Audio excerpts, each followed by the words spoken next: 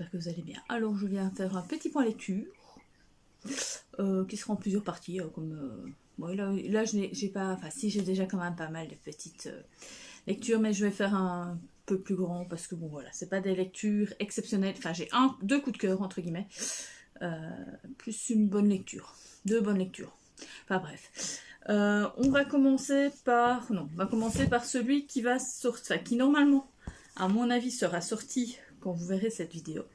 C'est un jeunesse, c'est Céleste et son ami pas imaginaire de Julien Herviot, et les dessins sont de Dorine Ekpo chez Scrinéo. J'ai trouvé ça trop mignon. Donc Céleste, c'est la petite licorne. Et donc la petite licorne, eh ben, elle veut pas être une licorne. Elle trouve que c'est nul d'être une licorne, parce que les licornes, elles doivent être belles, elles doivent parler gentiment, de manière très belle, pas d'utiliser des gros mots. Quand elles doivent aider le chevalier, le prince charmant, elles doivent utiliser des vers. Enfin bref.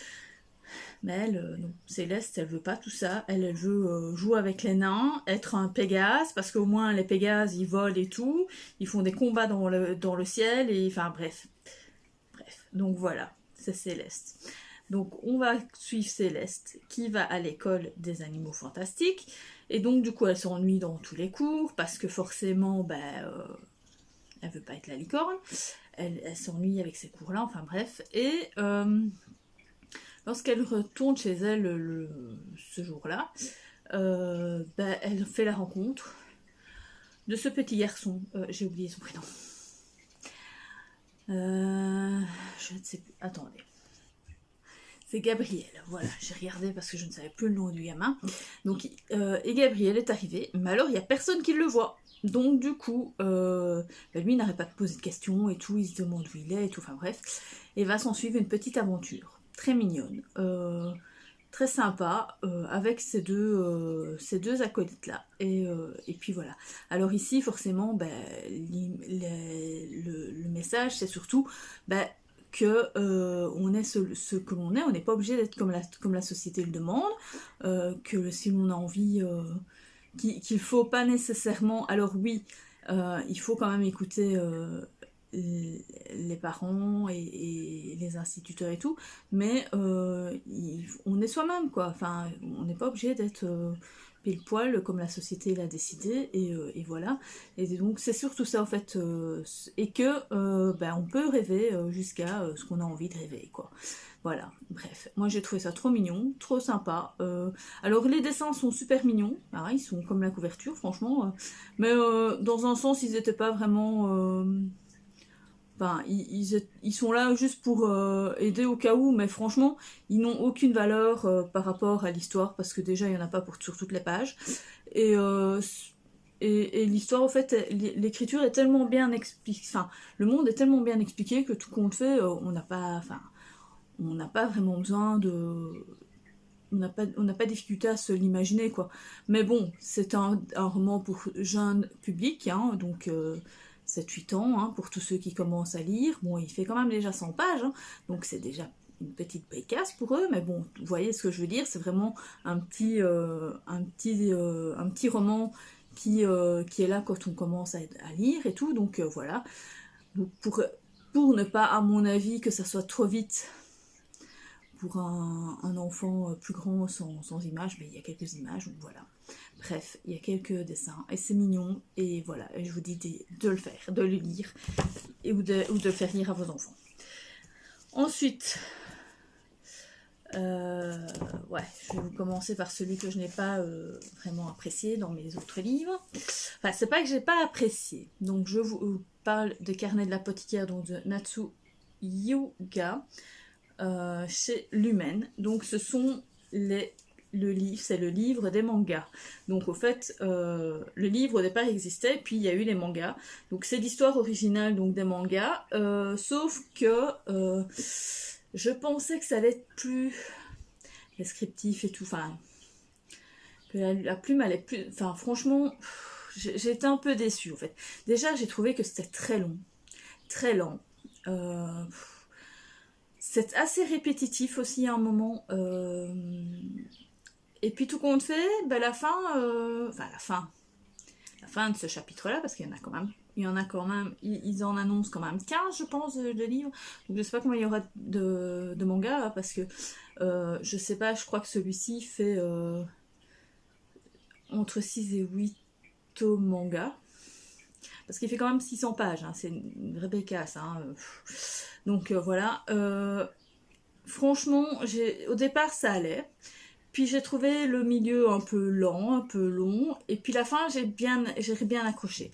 Mais voilà, j'ai pas plus que ça, enfin bref. J'ai pas plus que ça accroché. Je lirai pas la suite en livre, je lirai la suite en manga. Donc ici j'ai les 6 premiers, donc normalement je devrais avoir lu tout ce qui s'est passé dans celui-ci, minimum. Donc je prendrai les mangas et je prendrai... Parce que je trouve que les mangas se suffisent au fait à eux-mêmes. Il n'y a pas beaucoup plus de descriptions et tout dans le livre. Bon, maintenant peut-être que c'est peut-être plus compréhensible. Je sais. En fait, moi au départ, quand j'ai lu le manga, j'avais un peu du mal à reconnaître les protagonistes, parce que je trouvais qu'ils se ressemblaient un peu de trop. Mais non, en fait c'est une impression, c'est parce qu'à mon avis j'étais pas assez focalisée sur les dessins, et donc parce que quand j'ai vu les dessins, parce qu'à la fin en fait il y a quelques dessins, et les dessins en fait ce sont les mêmes que dans les mangas, hein, donc et donc du coup j'ai mieux reconnu en fait les différents personnages. Donc voilà, maintenant, bref. Moi j'ai quand même bien aimé, mais bon, c'est pas le coup de cœur auquel je m'attendais. Je m'attendais à un autre truc, un truc un peu plus... je sais pas expliquer. Maintenant, l'histoire en elle-même est pas mal. Donc en fait, c'est l'histoire de Mao Mao qui a été enlevé par des brigands et qui a été vendu au palais impérial. Et donc du coup elle se retrouve comme serviteuse, enfin comme servante, plutôt pas serviteuse, rien à dire ça, servante dans la partie interne, parce qu'il y a plusieurs parties au fait dans le palais impérial, et là elle est avec les premières dames de l'empereur, et donc du coup elle est apothicaire aussi, mais seulement au départ elle veut pas le montrer qu'elle est apothicaire et tout, parce que elle veut pas se faire voir, mais alors il y a quelque chose qui se passe, et sans le faire exprès en fait elle va se faire démasquer par j'ai oublié son nom lui, par celui qui s'occupe que des femmes et tout, c'est un eunuque et tout. Oh, j'ai oublié son prénom. Je ne le vois pas là. Donc, enfin bref, lui va trouver que c'est elle, que c'est un apothicaire et tout. Donc, du coup, il va à chaque fois lui demander de l'aide, en fait. Bon, voilà, bref. C'était vraiment bien, mais j'aime bien l'histoire, mais je pense que je vais juste lire les mangas. Voilà. Ensuite, j'ai lu un petit X-Files, donc aux frontières du réel, le tome 1, Nous ne sommes pas seuls. C'est la première histoire, donc c'est le tome 1, mais en même temps, c'est le premier épisode au fait de la série. Donc là, c'est tip top le premier épisode, il n'y a rien qui a changé. C'est juste, je sais pas s'il y a eu plus de... comment dire, de trucs, parce que je me souviens plus de l'histoire, je me souviens en gros de l'histoire, mais je me souviens plus exactement s'il y a plus ou pas de détails en plus par rapport à l'histoire. C'est juste que maintenant c'est un roman, hein. C'est pas comme c'est pas tiré du film, vous voyez ce que je veux dire, c'est pas juste un truc avec les personnages, qu'est-ce qu'ils ont dit, qu'est-ce qu'ils ont fait, quelle est la scène et tout. Ça, non, c'est vraiment un roman. Donc là, il y a pas de souci. C'est vraiment une histoire de A à Z. Ils disent pas tiens, qui va avoir ça ou ça. Non, c'est vraiment l'histoire. Donc moi, j'ai bien aimé. Enfin, moi, j'adore. Hein, c'est X-Files, donc c'est une de mes sagas préférées. Donc voilà, franchement... bref, c'est X-Files quoi. Donc si on aime bien la science-fiction, donc là on est vraiment dans le premier, et du coup on nous dit déjà vers où on va aller, donc vers les extraterrestres. Est-ce qu'ils n'existent pas? Donc voilà, il se passe un truc bizarre, donc ici on retrouve en fait le cadavre d'une jeune fille avec 2 marques dans le dos, et on sait pas quoi qu'est-ce au fait. Et et ce problème, c'est qu'il y a eu déjà 3 autres meurtres, enfin 3 autres personnes qui sont mortes de la même promotion que cette fille-là. Et il y a déjà eu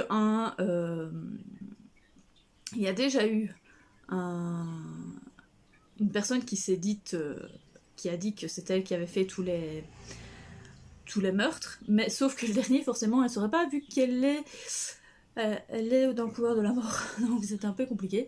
Donc du coup, voilà, Fox, il va enquêter sur ça parce qu'il se demande quoi. Et donc voilà, et c'est là qu'il va rencontrer Scully, qu'on va bien sûr lui mettre dans les pattes, hein, parce que Scully, elle doit faire fermer au fait les affaires non classées du FBI. Donc voilà. Bref, moi j'ai adoré, j'aime tellement retourner dans ce... Bon, c'est vrai que dans un sens, ce serait bien que je regarde la série. Je vais sûrement me la refaire. Enfin, j'avais recommencé en partie, puis je me suis arrêtée pour une raison X ou Y, je ne sais plus exactement. Pas que ça m'ennuyait ou quoi, je sais pas, j'avais autre chose en tête, et donc du coup voilà, je ne la regardais plus. Donc je vais peut-être me la refaire, vu que moi je l'ai en DVD, j'ai l'intégrale, donc voilà. Donc à découvrir, enfin... Maintenant, ils sont difficiles à trouver. Hein. Souvent, ils sont plus édités déjà. Hein, je vous le dis tout de suite. Ce sont des pépites. Hein. Quand on les a, moi je les garde. Hein. Quand j'en trouve, je suis toute folle. Je les achète. Mais franchement, c'est hyper intéressant de se retrouver dans cette saga de X-Files. Ensuite, j'ai lu un Mary Ginslark parce que tout compte fait, on avait choisi avec Mélane 2 autres Mary Ginslark, mais elle avait trouvé un autre dans son...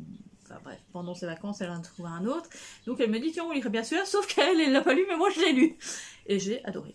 C'est La clinique du docteur H. Donc c'est un très vieux Mary Ginslark parce que déjà, il n'y avait pas les GSM. Donc déjà, ça date d'avant 2000, hein, même 90, hein, bien avant les 90. C'est des années 80. Franchement, c'était pas mal. J'ai bien aimé. Alors, ce qu'il y a, c'est qu'ici, on sait déjà que le docteur H, il s'appelle pas H, mais il s'appelle... Enfin, c'est son nom, c'est sa première lettre, mais je ne sais plus...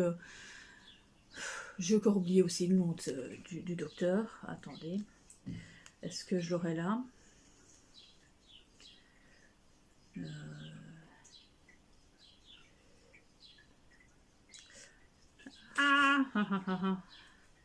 on est déjà avec lui, mais au fait, on sait déjà que c'est lui qui va tuer au fait des femmes parce qu'il fait des expériences. Mais on ne sait pas quoi qu'est-ce au départ, hein, donc voilà. Et donc, il va se passer qu'une femme on va retrouver au fait une femme morte dans sa maison, et on sait que c'est lui qui l'a tuée, mais bien sûr les policiers ils savent pas. Donc du coup, il y a une procureure qui la connaissait. En plus, cette femme-là, elle a eu un accident de voiture, et pendant qu'elle était à l'hôpital, elle s'est levée et elle a vu au fait un homme porter une femme dans un coffre. Sauf qu'elle sait pas si elle l'a rêvé ou si c'est la vérité au fait, parce que elle est dans le gaz, elle a eu une commotion et tout, donc elle a eu des médicaments, donc elle sait pas. Et donc entre ça et le fait que le docteur, on sait que c'est lui qui a tué cette femme-là, mais on sait pas pourquoi exactement. Hein. On sait qu'il l'a tuée, mais voilà quoi.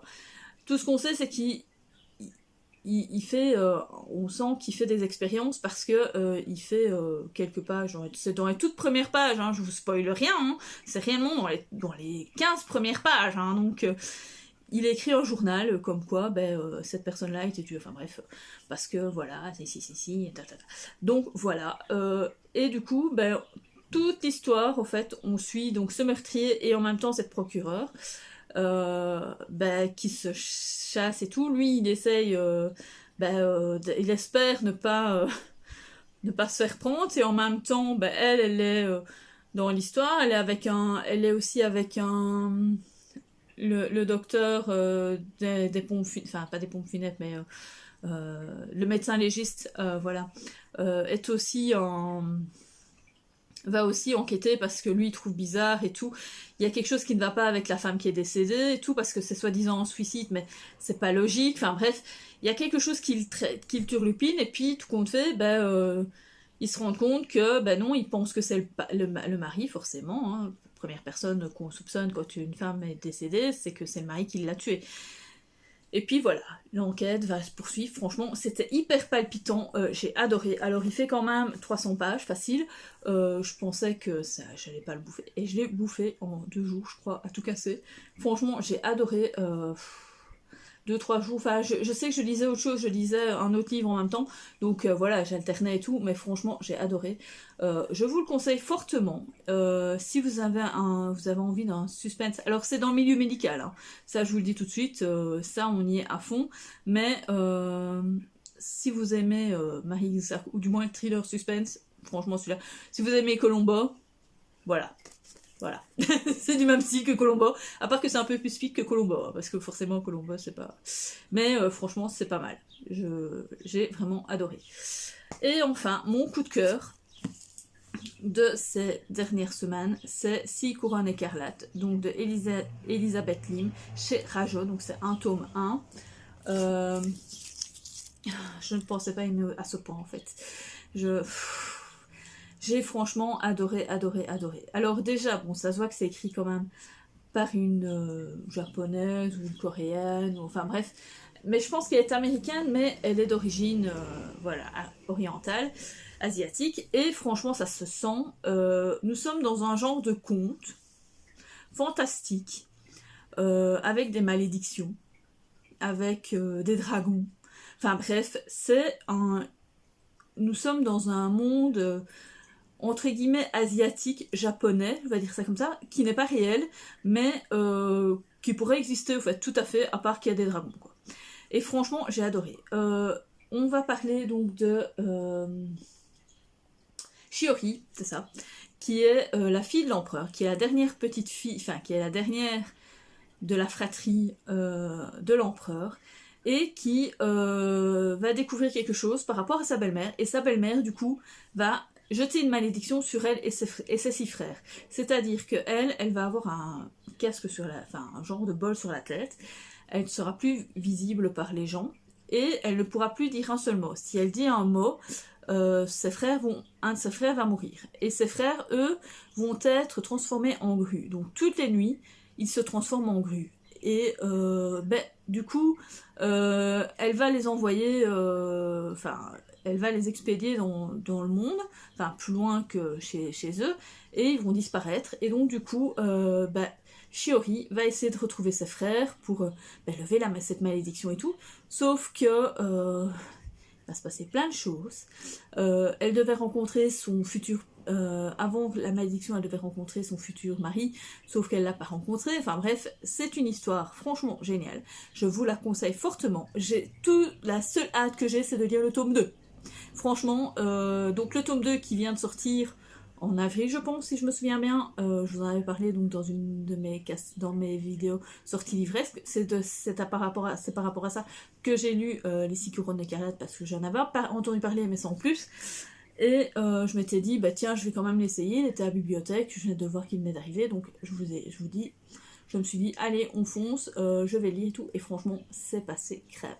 Il fait quand même 560 pages, je pensais pas le lire aussi rapidement. Je pense que c'est lui que je lisais en même temps que Dr H, mais franchement, je l'ai bouffé, quoi. Je l'ai bouffé. Ça se lit tout seul, c'est hyper prenant. Bon, il y a juste eu un petit moment, un petit flottement au milieu, parce que voilà, ça commençait à devenir un peu long, mais voilà, c'était sympa, j'ai bien aimé, c'est à découvrir absolument. Franchement, si vous aimez les contes un peu asiatiques, si vous aimez les dragons, les histoires de dragons, les histoires de légendes, de contes, enfin, franchement, c'est vrai, c'est tout et de malédiction, franchement, vous allez adorer, quoi. Alors, elle ne va pas supplanter ma petite série des chroniques de l'érable et du cerisier, mais elle est juste après. Donc, c'est à quel point je vous dis que je l'adore. Franchement, j'ai vraiment adoré. Alors là, j'ai hâte de lire le 2, de savoir ce qui va se passer à la fin. Je sais pas s'il y a que 2 tomes. Je sais là tout de suite qu'il y a 2 tomes, mais je ne sais pas. Mais là, ici, en plus, ça se termine. Je vais pas dire en cliffhanger, mais voilà, quasiment, quoi. On se demande qu'est-ce qui va se passer, quoi. Donc, voilà. parce que c'est vraiment une suite, donc... mais franchement, j'ai vraiment bien aimé. J'ai bien aimé l'écriture et tout.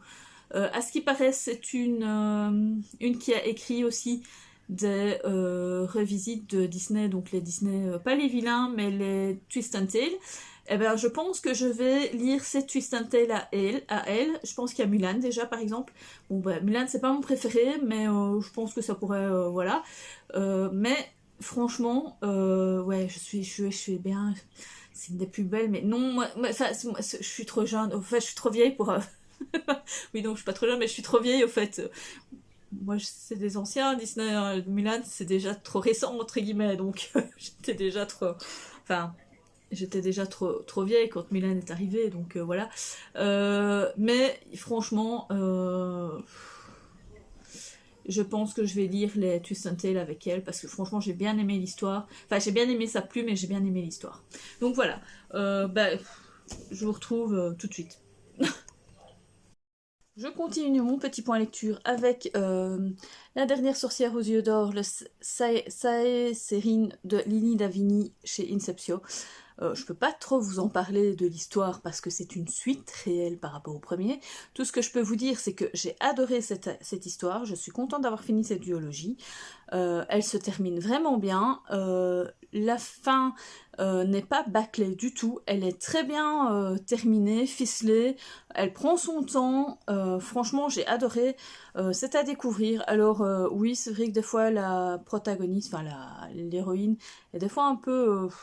je vais pas dire agaçante, mais elle se ressent beaucoup sur elle-même pour dire oui, je sais pas si je suis bonne pour faire tout ça, enfin bref. Et donc voilà, mais franchement, j'ai trouvé ça intéressant, super intéressant, j'ai vraiment bien aimé cette histoire de dernière sorcière aux yeux d'or qui a le pouvoir de tuer le méchant, on va dire ça comme ça. Donc c'est une histoire simple, entre guillemets, hein, une trame très simple, un fil conducteur très simple, mais avec un pays, un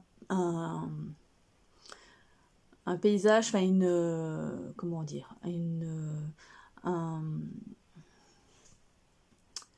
un monde très bien développé et tout, donc j'ai vraiment bien aimé, j'ai trouvé ça super intéressant, donc voilà.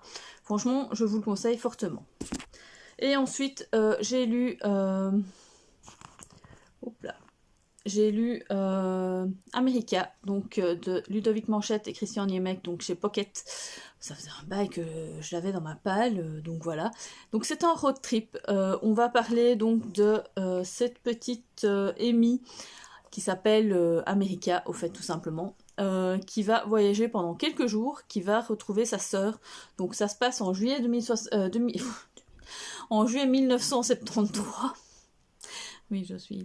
Et il se passe qu'il y a le Watergate, que il y a la guerre du Vietnam, enfin bref, il y a plein de choses qui font que il se passe beaucoup de choses dans cette année-là. Et cette fille-là, c'est une jeune fille qui se dit avoir 13 ans. Quand on écoute comment elle parle, non, elle n'a pas 13 ans, donc voilà. On ne sait pas exactement quel âge elle a, d'ailleurs, on le sait qu'elle a faim. Et donc, du coup, elle va partir à la recherche de sa sœur qui est à Los Angeles, et qui, logiquement, doit devenir mannequin va devenir une playmate chez la Mansion. Donc, voilà, et elle part comme ça un jour... Et l'histoire va se passer sur une petite semaine. Et elle va rencontrer plein de gens. Alors des gens qui sont pas tout à fait nets, des gens un peu tordus, mais des gens super sympas aussi. Enfin bref, elle va rencontrer plein de monde. Elle va rencontrer des gens hyper connus aussi. Enfin bref. Et alors, il y en a un, franchement, ils ont été forts quand même de lui faire rencontrer quelqu'un. Enfin, moi, j'ai rigolé, j'ai dit non, ils ont pas fait ça. Enfin, bref, je peux pas vous dire qui ils rencontrent parce qu'en plus, elle le rencontre très très tard dans l'histoire. Mais voilà, quoi, elle a rencontré quelqu'un de dangereux, quoi, de très très très dangereux. Et voilà, enfin bref. Et franchement, j'ai bien aimé. J'ai trouvé ça super intéressant. Je pensais pas aimer parce que je suis pas une fan des road trips au départ. Mais celui-ci, franchement, il est hyper bien. Très. Ça se passe tout seul, c'est limpide, c'est fluide, l'écriture, franchement, elle vous embarque. J'ai lu ça en quasiment enfin non, j'ai pas lu ça en une journée parce que j'exagère, mais franchement, j'aurais pu le lire sans problème en une journée. Ça c'est vraiment tout seul, on est vraiment embarqué dans l'histoire et on voudrait savoir si Amy va retrouver sa sœur ou pas, comment ça va se passer, ce qu'elle va vivre et tout, et voilà, enfin franchement, c'est à découvrir. Je pense que je vais clôturer ce point lecture là parce qu'il y a déjà une première partie qui était déjà assez longue. Donc ici, il y a encore quelques minutes. Et puis ça fait déjà 6 ou 7 livres. Donc voilà. Ah non, je peux encore vous parler. Ah non, j'ai oublié. J'ai fini. Il faut que je vous parle de 6 versions que je viens de terminer. Au fait, c'est pour ça que ça m'est sorti de la tête. 6 versions. Le tome 3. Le disparu de du Wenshire de Matt Wesolowski. Voilà. J'ai adoré. Et franchement, je m'attendais pas du tout à ça. Donc, au fait, c'est John. Je ne sais plus comment il s'appelle. Du coup, j'ai zappé. J'ai déjà oublié le nom de l'autre. Merde, j'ai déjà oublié le nom Enfin, bref, c'est un podcast. C'est une histoire qui est écrite, enfin, qui est assez particulière dans le sens où on suit au fait un journaliste qui fait un podcast sur le disparu du Wiltshire. Donc, en Noël 1989, le petit garçon, Alfie Marsden, disparaît comme ça de la voiture de son père. À l'orée d'une forêt, le Wiltshire. Et donc, au fait, si vous voulez, le père s'est arrêté parce qu'il avait entendu du bruit dans le moteur et tout, donc il va voir, il remonte le capot, il va voir son truc pendant 5 minutes, et pendant ce temps-là, l'enfant disparaît. Et on ne l'aura jamais retrouvé. Donc, du coup, ça commence comme ça, et c'est un podcast un peu particulier dans le sens où la personne, Scott King, voilà, va interroger 6 personnes qui ont connu au fait les Marsden, donc le père, la mère, enfin bref, 6 versions différentes, enfin 6 versions de ce qui aurait pu, comment était l'enfant, comment était la famille, tout, enfin bref, jusque bien sûr les 2 parents qui vont être interrogés par rapport à cette disparition.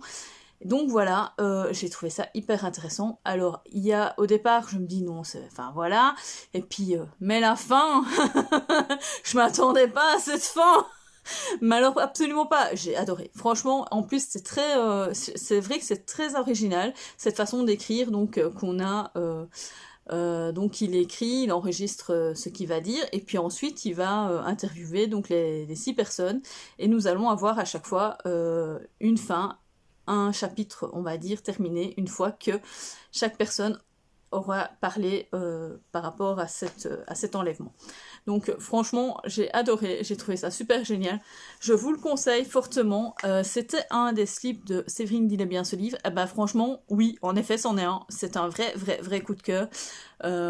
J'ai vraiment bien aimé. Alors, en plus, il y a une petite pointe de...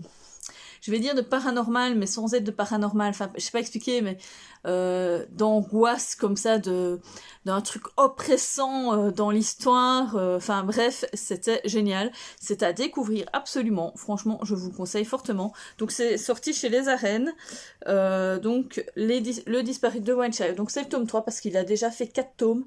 À ce qui paraît, c'est le meilleur des 4. Donc voilà. Et bref, je lirai quand même les 3 autres pour être sûre. Mais voilà quoi. C'était hyper intéressant, hyper chouette. Ça fait un peu penser à un cold case sans en être un parce que ce n'est pas une histoire vraie, mais voilà quoi, on revient un peu sur un style cold case, podcast et tout. C'est franchement génial, je vous le conseille à 100%. Donc voilà, maintenant c'est terminé cette fois-ci, je ne le dis plus.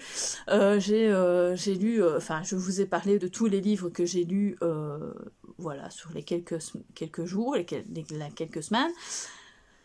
Et si vous avez lu et que vous avez lu déjà ces livres ou pas, dites-le moi en commentaire si vous avez aimé ou pas, enfin bref. N'oubliez pas de liker, de vous abonner, de faire voyager cette petite vidéo. Enfin bref, je vous dis à plus en bus.